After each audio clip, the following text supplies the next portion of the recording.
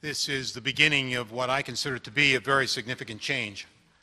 Notwithstanding the fact that some might regard this as quixotic, I believe that we can change the system, and it begins here.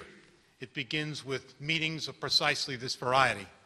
Despite the cultural degradation that we've lived with in the United States, despite the dumbing down that people have made reference to, despite the change in cultural images that some of you have made reference to, I still believe that America is the great land in the world. Joe talked about this being an exceptional nation. It is not an exceptional nation, it is the exceptional nation.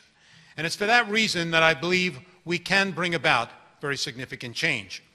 I'm reminded of a story that I love to tell, about two people, one in the city of Chicago during the 1920s, who was a lawyer for the Capone gang, and he became the wealthiest man in the city of Chicago. You may probably have seen him portrayed in at least a dozen films, including Public Enemy. The lawyer, who was named Fast Eddie in Chicago, became enormously wealthy because every single time a member of the Capone gang was arrested, he would find some technicality in which to get him off. As a consequence, he became enormously well-known, very powerful, very wealthy, as I've indicated. On one occasion, he seemed to get a guilty conscience, stepped down his steps, and as he was walking down his steps, 15 bullets filled his body. He was gone. The Capone gang was not going to take any chances with Fast Eddie. Let me go fast forward, however, and talk about a man named Butch O'Hare. Butch O'Hare was a pilot during World War II. On the occasion when he was in the Pacific, he was sent out on a mission. However, he looked at his oil gauge in the middle of the Pacific, and he found he didn't have enough fuel to continue the mission. Radios his captain and says, "I have to return to the aircraft carrier." Captain says, "Go ahead." As he's going back to the aircraft carrier, he notices a squadron of Zeros about to attack the aircraft carrier. Instead of going back and landing, he decides he's going to attack the Japanese Zeros.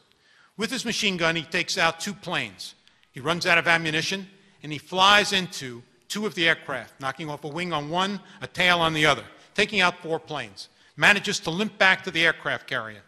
He wins the Navy Cross as a result of this. 2 years later, in a mission in the Pacific, he is shot down over the Pacific, and he receives the Congressional Medal of Honor posthumously. If you have traveled to Chicago and go to Terminal 1, between Terminal 1 and Terminal 2, you will see the statue of Butch O'Hare, an airport that is named after him. It will tell about the heroic actions of Butch O'Hare. But what it does not tell you is that Fast Eddie was the father of Butch O'Hare. In this country, one never knows how things are going to unfold. One of the great philosophers of the 20th century, Fats Waller, once said, "One never knows, do one?" Now, let me assure you that we don't know what will happen in the future. I've been very discouraged. There's no question about the bleak portrayal of American life that we've heard during the course of this presentation. But I'm also aware of the fact that there's tremendous energy in this room. There are great people in America. There are people in this country who are prepared to take out their pitchforks and begin in the counter-revolution. I'd like to think that the counter-revolution begins right here in this room this day. We are going to try and create a grassroots movement across the country. We have bloggers here, we have C-SPAN here, we have Pajamas Media here. There is no question that many will hear the message that you've heard today. Now, we are looking for your energy. We are looking for your volunteerism. We are looking for the financial support that you might provide for this organization. Midge and Carol and Jed and Ruth, they have provided the ammunition that is necessary to keep this going. We need your help. Many of you have already left, but if you can spread the word and say to people that this is the beginning, this is the beginning of a great venture. We want to take our country back. We believe we can do so. Thank you very much for being here. Thank you for your help.